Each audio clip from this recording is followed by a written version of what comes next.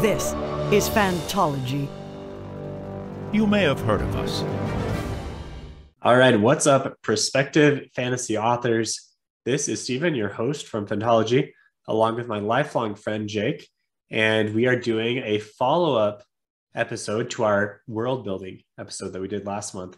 That time, Jake talked about his book ideas for what he's eventually going to write, of course. And this time I was going to talk about my ideas. All right, let's get into it. I'm excited to hear new ideas and have them be bounced around. Yeah, I mean, look, neither one of us are too far along on our authorship journeys here. Although I wrote like a paragraph of my opening scene the other day. So oh, nice, man. Yeah, I've started. It's really good. I'm not going to read it, but it's just know that it's really good. Yeah. Yeah. Maybe you'll do a charity live stream and release it as a tier on there. Yeah, that's going to go for a lot of money. Yeah. So, and I apologize to people who are listening. I'm a little under the weather, so I might be a little muffled. But okay, so my book idea. This is going to be a trilogy, and I have kind of changed the. So I guess world building is kind of the theme of this episode, so we can start there. I'll talk a little bit about I'll answer some of your questions about the plot, but I'm not gonna do any of the big reveals. I'm trying to kind of work through some of the plot twists and stuff, but I think, obviously it's going to ruin it for the eventual readers if I talk about that here. Yeah, can't go much past a premise. Right. Okay, so the setting was initially going to be a world that was tidally locked, where half of it is all in sunlight and half of it is all never gets the sun, right? And then you have like a band in the middle that has partial sunlight, and that's kind of like the habitable zone. And these planets exist a lot in the solar system, so it's like a legitimate thing, and they're called tidally locked because they like lock onto whatever they orbit with their tides in advanced scientific ways that I don't understand. Like the moon. Right, exactly. Like our moon is tidally locked to the Earth. Yeah. Thanks for that example.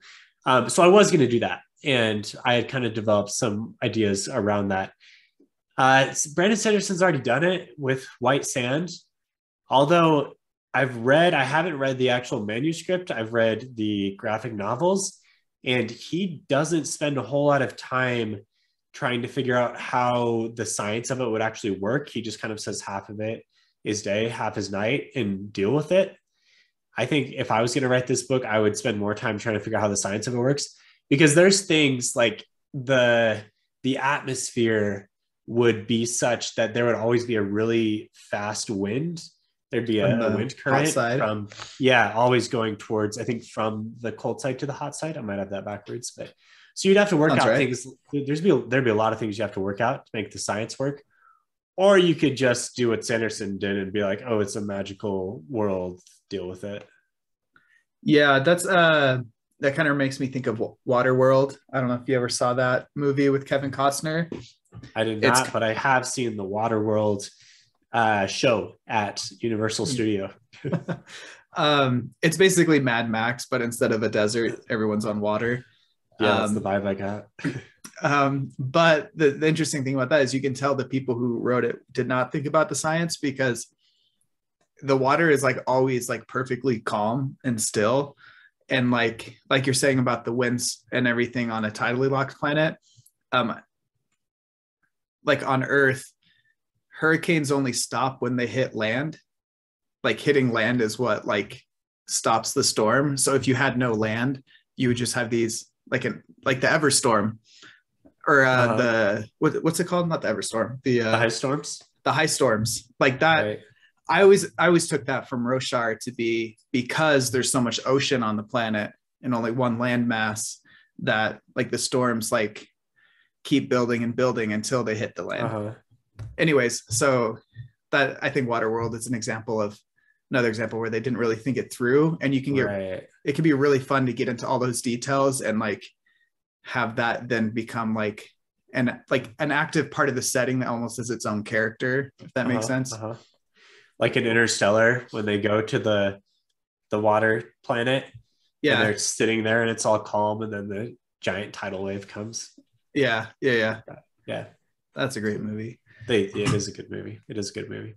Anyway, so this is not the idea that I'm going with. I decided to scrap that idea because I mean, I was spending too much time trying to figure out how it would work and everything. And I feel like that's not what I'm going to enjoy writing as much. Like I enjoy the fantasy side of things more than the science fiction side of things. But I know if I came up with a planet like that, I am enough of a perfectionist where I'd be like, well, this actually needs to work. And so it wouldn't be as enjoyable for me to write. So the new idea is just using geomancy everywhere. Are you familiar? Yeah, we've been talking about it a little bit on Discord. Okay. Yeah, it came up when you had first mentioned on there, my view of it was more like minor spoilers for Elantris, just how like where you are physically located like matters in terms of the magic. That's what true. I thought you were saying at first. But I guess it's more just like elemental earth magic. Yeah, more elemental, almost like the terrain that you are harnessing is the type of magic that can be used. So if you're in like a desert, you'd have different abilities than if you were in a rainforest. Right, exactly. Okay, cool. Exactly. Yeah, so I wrote down like a few different types of terrains and tried to figure out how it worked. And then the other catch to it is if you so you would basically like suck up the terrain of the area. This is just, I mean, I don't know. There's lots of ways to use geomancy. This is how I'm thinking about doing it. Yeah. But as you would like, and not everyone's a magic user, obviously, but the magic users would basically consume the earth, the area that they're in.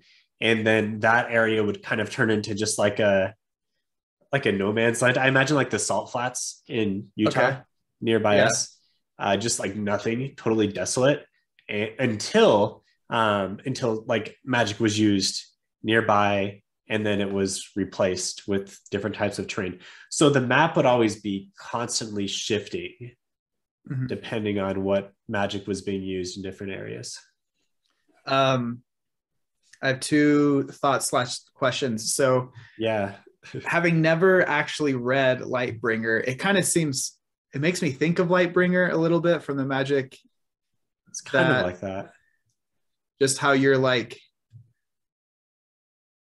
I don't know why it made me think of that. I haven't read the books. So no, it's kind of, I mean, Lightbringer, and it's been a while since I have too, but yeah, Lightbringer is fairly dependent on the terrain. Not as much as what I was describing though. It's more like they use different colors. Yeah.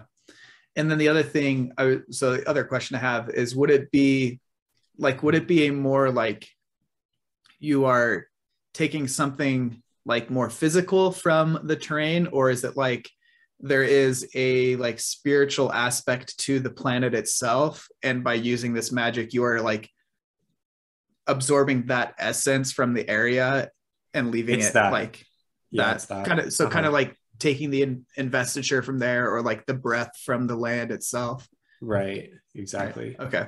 So if it was a mountainous region, as you started to harness that power for mountain magic, I obviously still need to kind of think through this. Yeah. As you start to like, the ground becomes more flat and the rocks start to just kind of like go turn back to salt. Right. It all kind of turns into this crappy salt flats area as you use more of it. So areas that were like hotly contested war zone areas could have crazy stuff going on, like volcanoes with tundra, and well, I guess that exists in real life. There'd be volcanoes and deserts and seas and grasslands, like all just kind of mixed in as different people use different things. So you're absorbing the Gaia from one area to then change the landscape in another. Yeah, it's like the byproduct of using the magic is new terrain. You're So it's all, yeah, like you say, the spiritual energy is a good way to describe it. Like if I suck up the spiritual energy in one part and it's like desert energy, and then I go over here and use it, and I'm using it in a swampland, well, I'm using my desert energy over here. So therefore, now the byproduct is going to be the energy settles in this new area. Right. Okay. If it is leaving behind actual salt, do you plan to go into the intricacies of how that could affect the economy, like in the land? That salt is basically you don't really. Although I don't know how like expensive salt ever was, because you could just get it from the ocean, right? But I don't know. Maybe that would affect like the economy and what foods, like everyone's eating like salt preserved food all the time, or.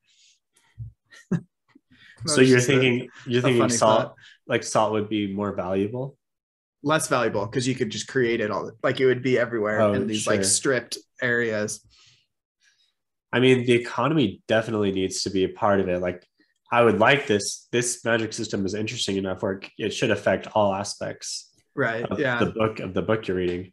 I haven't thought about that specifically yet. The salt thing itself, I was kind of joking about, but you could get into that. Sure. But yeah, definitely the economy of like, okay, like there could be some like warring sabotage where you're essentially stripping your neighbors of their resources.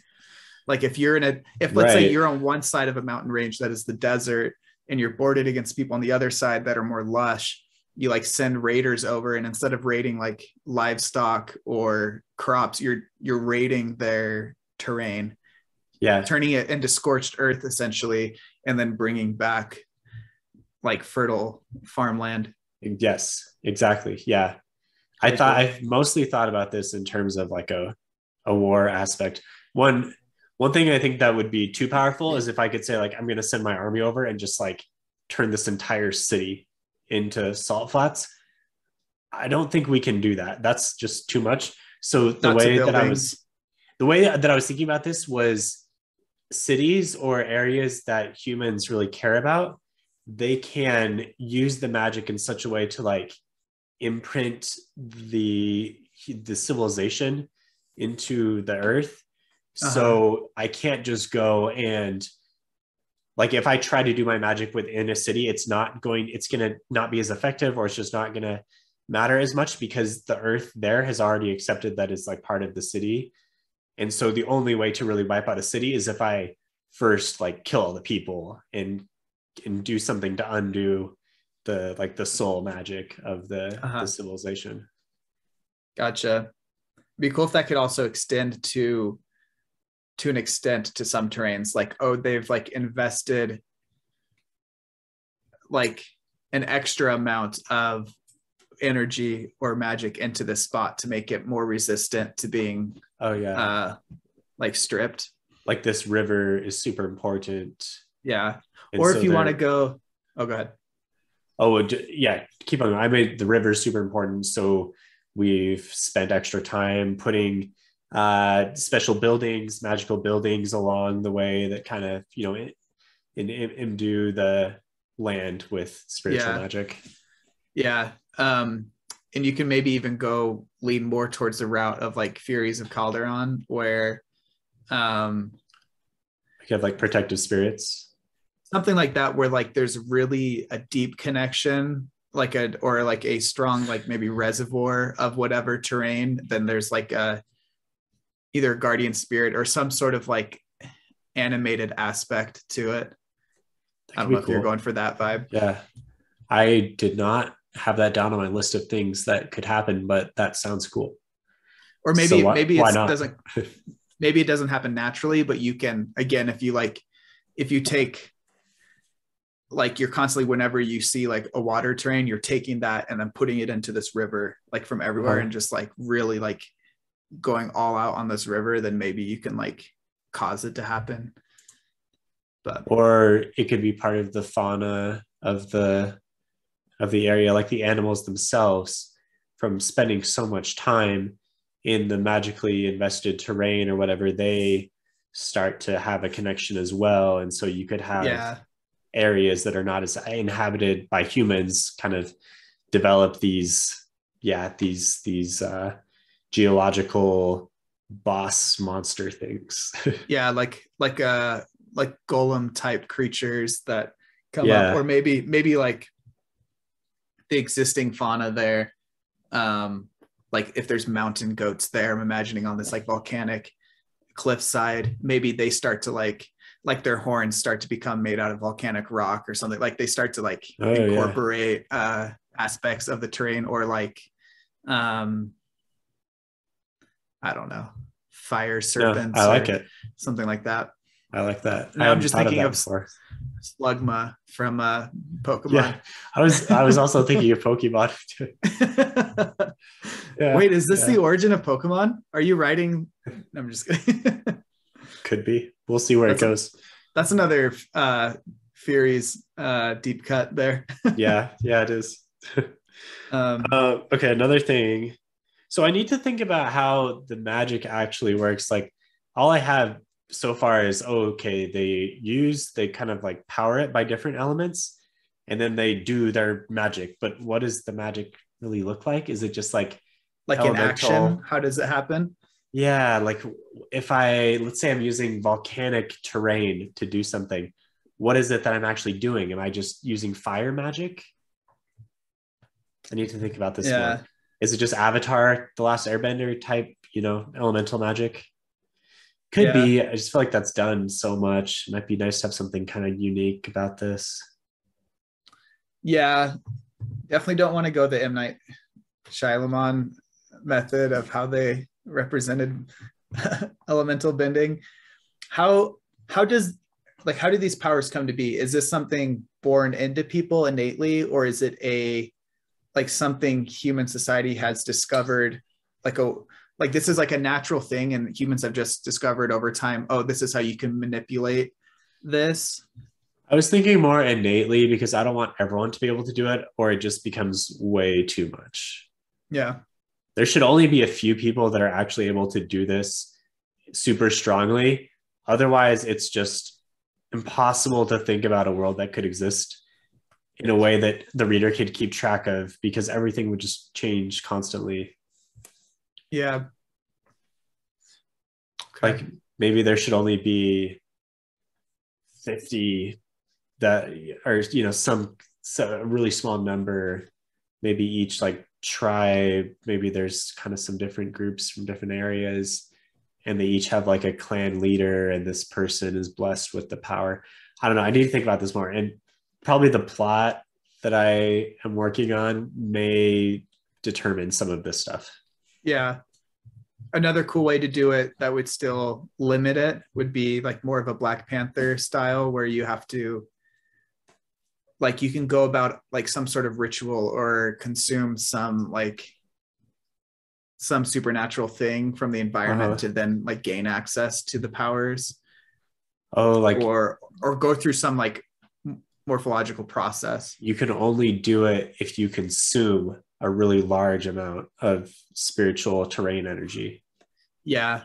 And that's probably fatal to like 90% or 95% of people, something like that. And maybe like the more civilized, richer people have some kind of ritual that they undergo, but there's also those kind of like living out in the boonies that are that just kind of happens naturally, the wilder type groups. Yeah. Okay, I like that. Okay, that's about as much as I've got for the actual magic, like world building and magic. Right. Is this going to be more like Tolkien-esque, where this is like a mythological, it's like a mythos that is supposed to be like very human, or is it more Sanderson where this is just on a completely different planet or world? It's a different planet. It's more Sanderson and Rothfuss than it is Tolkien. It's going to be more modern. I meant more by not like the feel of the writing, but just in the sense that like Wheel of Time is like, Sure. supposed to be Earth or something like that, or I guess like that. Because like No, I guess different I planet. never Different planet. considered King Killer to be a different planet as much, but I guess I mean it's a different world for sure. There's just no connection to Tars at all. Yeah. Okay. Nah, different planet. Or I mean, another good comparison for what you're thinking is more like Mark Lawrence books, where it's the same world after the catastrophe. Yeah, right? or something like that. No, like, different. I think different planet. We never got an answer to that with the Song of Ice and Fire. Like there are a lot of theories that it was Earth after like terrible climate change disaster, and that's why like the seasons are. Anyways. Yeah. Maybe eventually we'll get some answers there. Okay. Well, I can tell you a little bit about the plot that I'm. Yeah, if you have like the premise or like the main drama. So it's heavily inspired by Rothfuss and Sanderson. It's going to be, I mean, anything that I write is, there's no way to not have it be inspired by, my favorite things, my favorite books. Mm-hmm. I really love the framing aspect of stories like King Killer. And I really like first person. And I feel like I write well in first person. And my whole inspiration one of the inspirations of writing this was I wanted to write a character, like one character that I could really get in the head of and readers could latch onto. So first person seems like what I want to do. I know it's not always, third person omniscient is the more, or third person limited rather, is the more popular. That's your standard fantasy. I want to write first person with like the third person limited as the framing part of the story. So really similar in that aspect to King Killer. And I was thinking even of kind of like a coming of age, guys telling a story type of thing. Some similarities there, but I think it's fine to have those similarities because I'm honestly shocked there's not more like copies of King Killer with how successful it has been and how eagerly people are still waiting for the third book. I feel like another story like that would be really good. Like that's kind of why I really liked the Vale and Alsorna books because they had really similar beats there. So that's what I want to write. I mean, I don't. He didn't. It's not. It's not like copying. Like it's not like he invented that thing at all. You know what I mean? Like it's not like he invented the thing wholesale. So, but he's done it the best in fantasy. He's done it very well. Yeah. If Bloodsong had a stronger ending, I would say that was done better. But although that's really just the first. It's just the first book that's framed that way, right? In Bloodsong. The next one is kind of similar, but through the different guy's perspective. Yeah, it's through Vernier's perspective. Yeah, that's right. I don't remember how the third book goes at all. Do you have an idea of how you want it framed? Or like have you put much thought into that? Yeah. So the opening scene, I want it to be an exciting opening scene that introduces the magic. I think that's a really effective storytelling way. Sanderson uses it really well. I'm reading a book right now where there's cool magic, but there's not a big opening scene where the magic happens. And so I'm halfway through the book, but I'm still kind of confused why the magic is as awesome as everyone seems to think it is. So I don't want to have that confusion in what I want to write. So I want the opening scene to be like a big battle or aftermath of a battle, or things are just kind of like wrapping up. And you see our hero from a third person perspective, or, we'll see if he's a hero or not, I guess. Yeah. And he's doing cool stuff with the magic, and maybe people around are doing cool stuff. You can see the terrain that's full of different types of things. A big war has just ended. So you're like put right into the action. And I'm thinking this could even be like the events, like these events, you don't even really get to them until the second book. So you start here, and then this guy is captured and put into prison, and he's got to kind of tell his story as part of it. I mean, telling the story is always kind of a plot device because who's really going to sit around and be able to like tell your entire life story in 3 days, right? Like it doesn't really work like that, but it makes for a good book, I think. So he's going to start telling his story, and he's going to be an unreliable narrator. He's not going to tell you all the details, but you kind of get the sense of what maybe really went on. And then in some of the third person things, you start to unravel maybe what the actual story is. But it's a coming of age story. And I'm thinking it's kind of not necessarily a farm boy, but it's someone, from outside of high society who comes in and kind of makes his way and causes some upheaval, gets involved in a rebellion of sorts against the ruling class. And there's a twist there with what's going on with the rulers of the world that I can't give away yet. But Nice. That's most of the first book. And then he gets like ingrained into the royal family or whatever, something like this. I want to have something of a school setting. I don't want it to be heavily school because that's overdone, but I do think it's fun. I always like the school parts. So I want to have a school part because I like it and I'm going to write what I like to read. So there'll be that, but then maybe he'll get away from that and start going off on his own adventures a little bit sooner. And then by the end of the trilogy, everything will have kind of been figured out. He'll come back in, turn the tables on whatever is going on in the big conflict. And then there's going to be another twist at the end that I'm really looking forward to. So I think I have kind of the big events mapped out. And I know that was kind of a vague description. But I need to figure out the details and probably just like start writing it. You're definitely further along than I am. I'm like, I have an idea for the world and an idea for like the main, like kind of premise, but not even like a plot really, like not like the main drama, just like a premise. Whereas it seems like you have a plot, like it seems like you have like the climax, like the main conflict, what you want it to be, and like stepping stones to that, which is really cool. When you brought up the being prisoner and an unreliable narrator, that made me think of that book, Black Leopard, Red Wolf. Do you remember that? I haven't read it. I started reading it and then I checked it out from the library and I never got to finish it. But a big part of that is he is a prisoner telling his story and he's motivated. It's like other people are also like his enemies are also prisoners of the same people, I think. And so he's motivated to tell his story to make himself be in a good light. And it's like, I'm telling the story, you need to believe me. And it has that unreliable narrator. And I didn't get really far, but from what I've heard, it's kind of like you're trying to pick apart, like at what point of his retelling is he lying to convince the people? And at what point is he actually telling the truth? But I really want to read that one. Yeah, that's kind of, I want to have something like that. I haven't figured out exactly how heavily into that I'm going to lean. The reason why, and I think each book, I want this to be a trilogy, each book, the framing is going to be slightly different. He's not going to be a prisoner the whole time. So the first book, he'll basically be telling his story in order to delay for his escape that's going to happen. And then the second book, maybe it picks up where he's like traveling somewhere, you're not really sure what's going on. And then by the end of the book, it catches up with the framing story and something big happens.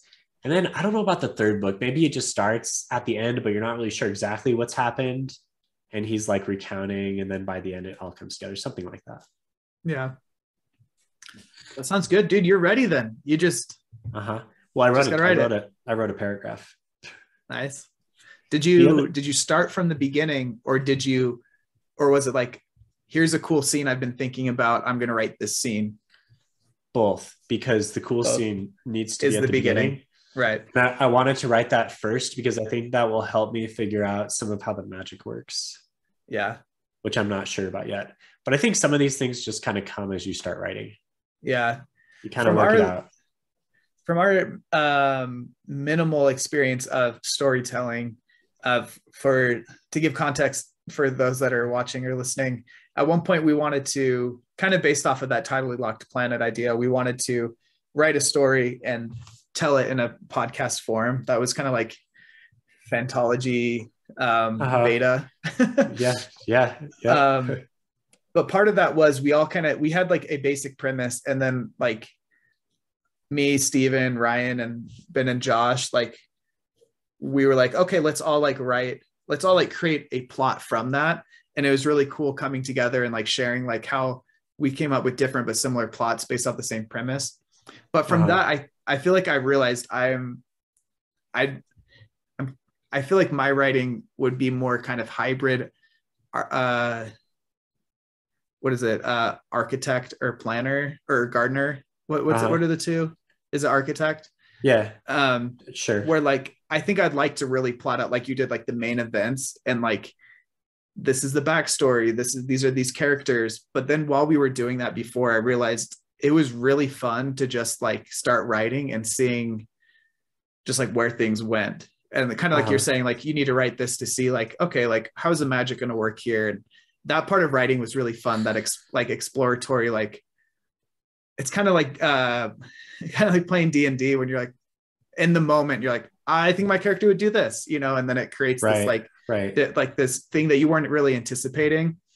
And that's what makes for really compelling character driven narratives.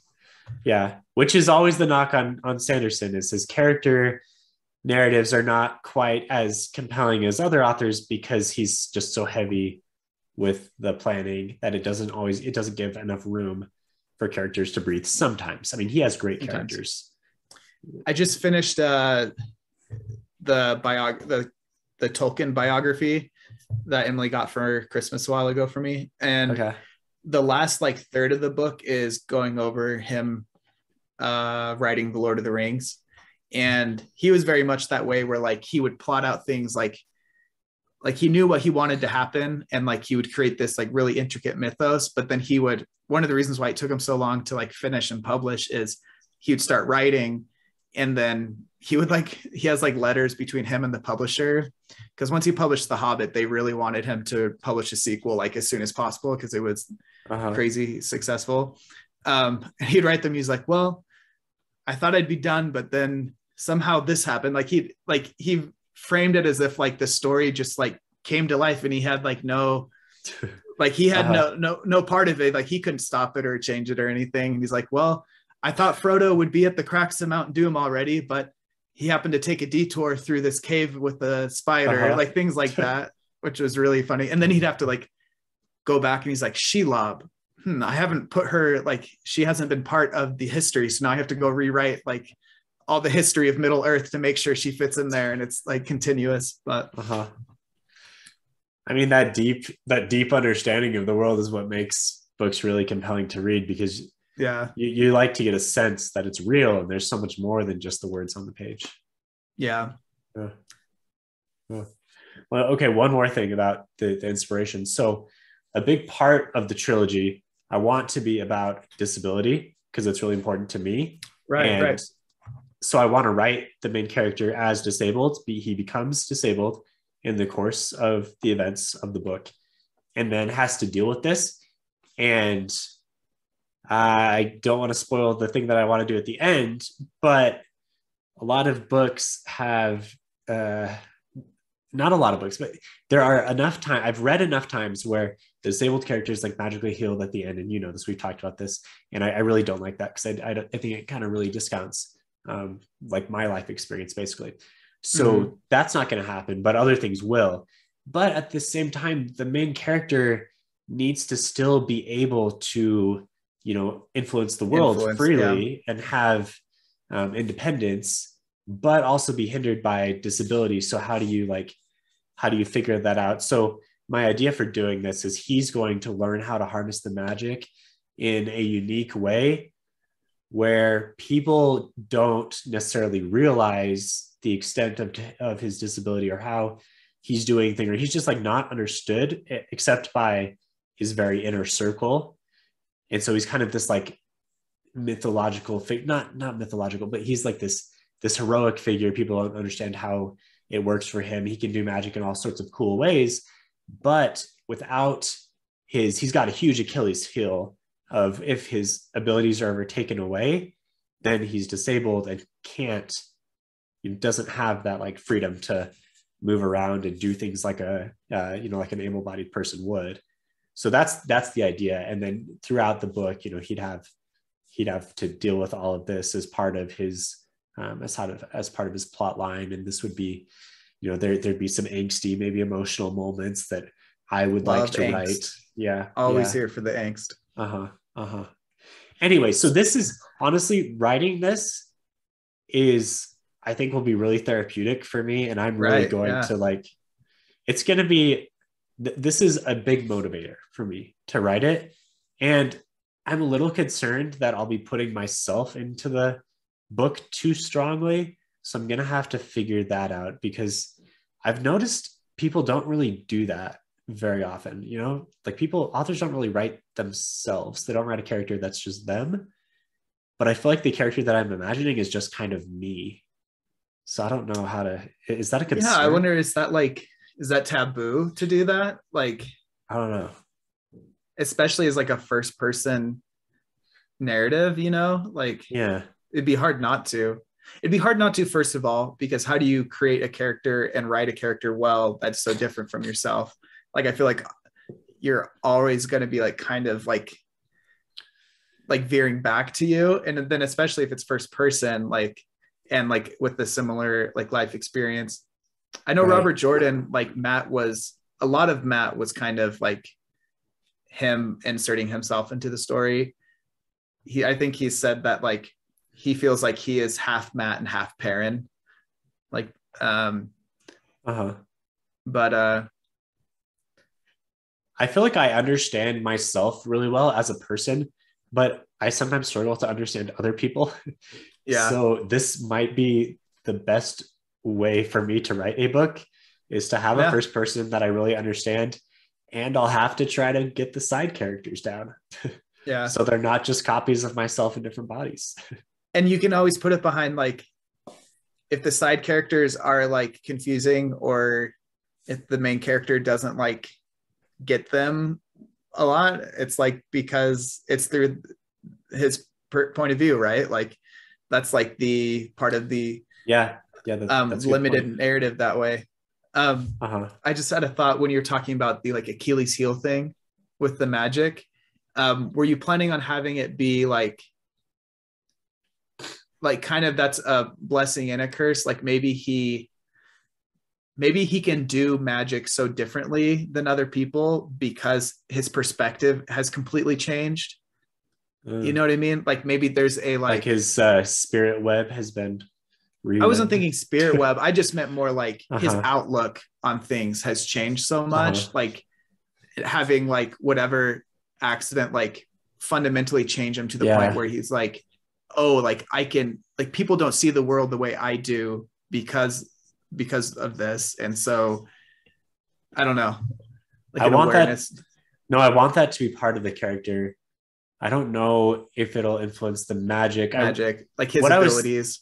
I was thinking that, so it's going to be paralysis. And what I was thinking was, in order to figure out how to still, basically in desperation, he uses the magic on himself, like in a different way or something, and realizes that using, in a specific way, he can still like make his body move. And like over time, he gets it so intricate and it becomes an art form to where it's just like regular, it's just like physical movement, but he's doing it via the magic.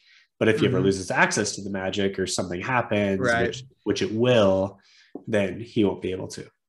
So instead, like if he gets like captured and they're like, do whatever to shield his magical ability. And they're thinking like, okay, now he's like a normal person, but then realizing like now he's a non-magical person, but then realizing like, oh, you've actually like severely limited him physically as well, not just magically. Right. Interesting. Right. And people aren't going to realize that he's disabled because he keeps that information close to the chest, but it will come out in these moments. Is his disabling moment going to be like a big part of the first book? I guess you did flashbacks, so it would that's what I need to figure out, because I want it to be a theme right from the beginning. I don't want it to be like you go through the whole book and then all of a sudden it happens and then the next two books you're dealing with this. Yeah. But I think it would make for a really good climactic moment. So I think what I'll do is towards the beginning, the flashbacks, it will become obvious. And so it'll almost, again, similar to Name of the Wind, where you see Quoth as the innkeeper and can't really do magic, kind of lame. Yeah. And so as you're reading about it through the first book, you're like, Quoth is awesome. He can do all this magic. What's going on nowadays? So I think it'll be similar through the first book where it's like, oh, you know, the character's really doing lots of cool stuff with the magic. He's really smart and clever and stuff. Yet now he's disabled here from what I'm reading, like, how did this happen type of thing. And so maybe like 3/4 of the way through the book, you'll actually see what happens, starts to deal with it towards the end. The next book, maybe there's a lot of like development of, okay, this is how he figured out how to use the magic on himself and still do stuff and kind of become this heroic figure. And then third book, okay, now we're putting it all together.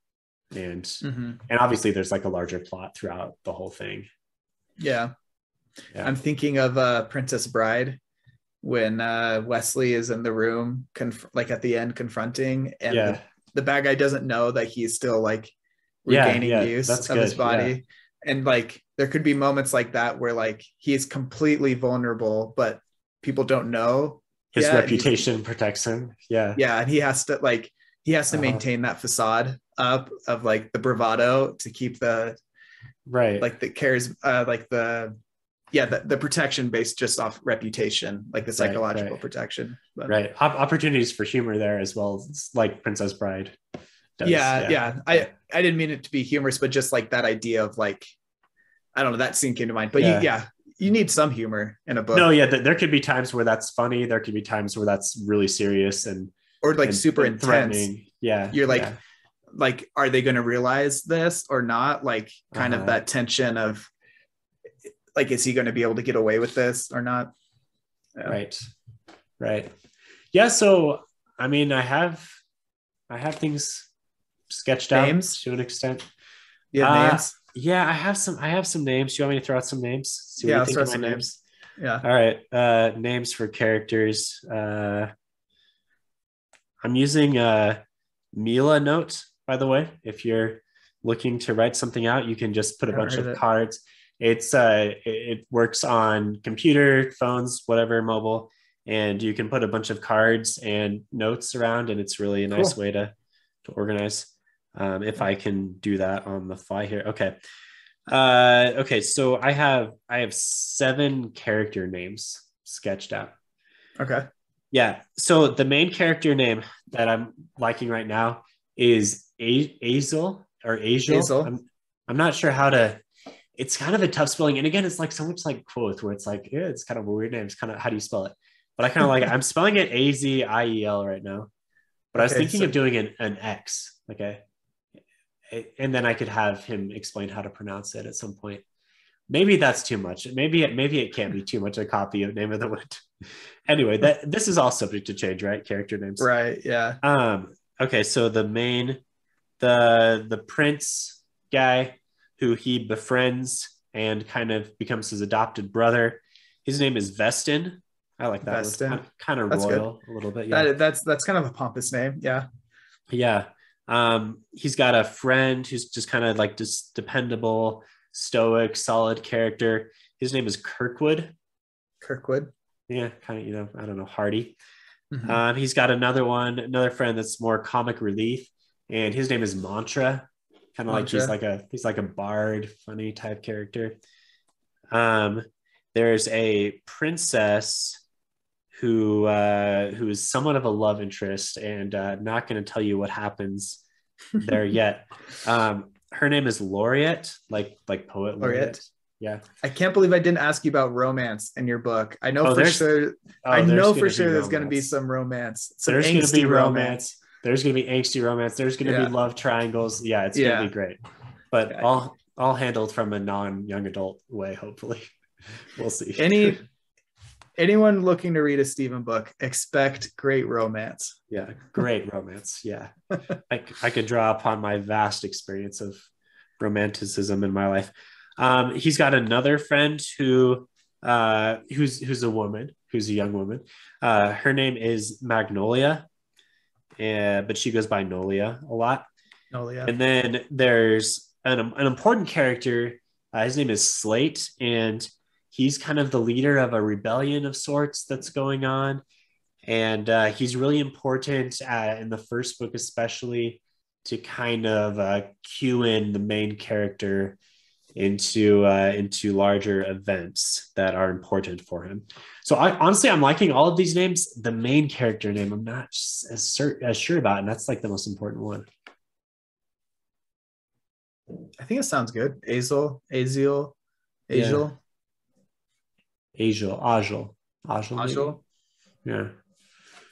Yeah. All right. So there's a character. That's what I have so far for names.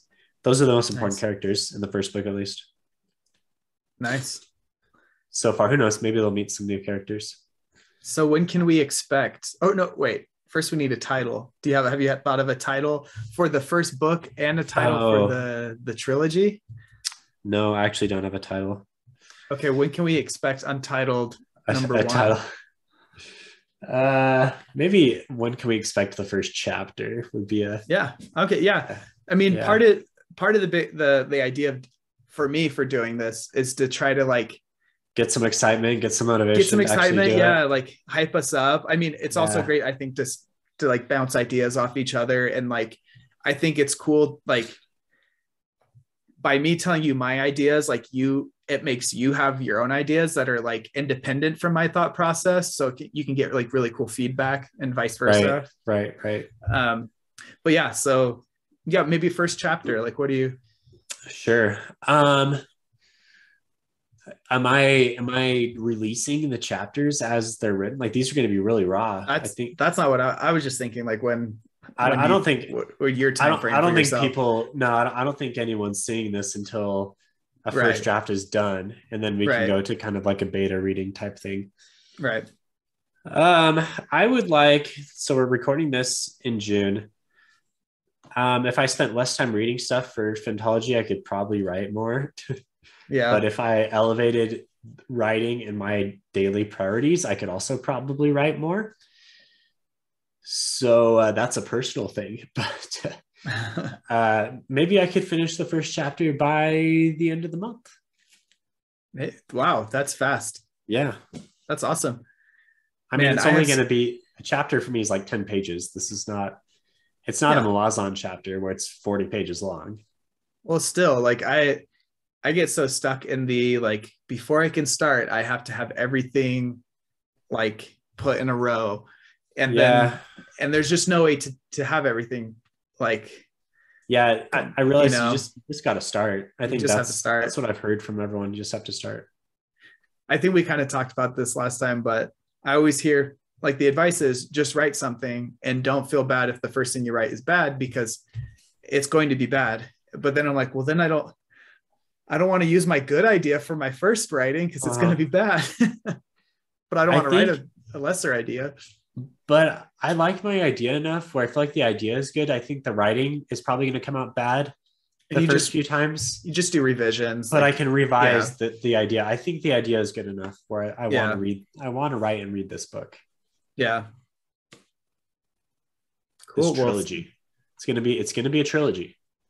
So I think did Josh say he had ideas as well, or Ryan?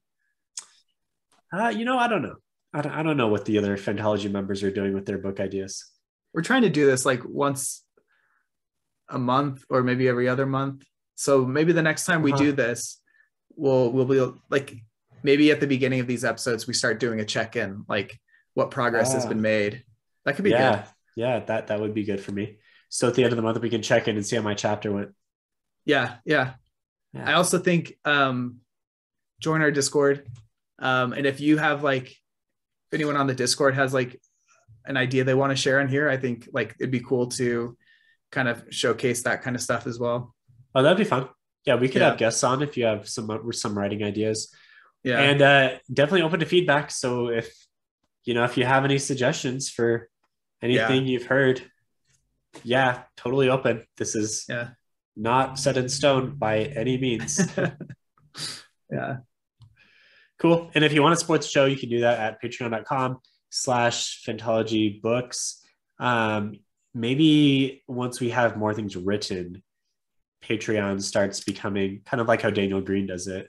Yeah. You get some access. Yeah. You get some early access to writings. Yeah. That could be fun. Good. All right. We've kind of dribbled on for the last 20 minutes or so, but hopefully that was interesting.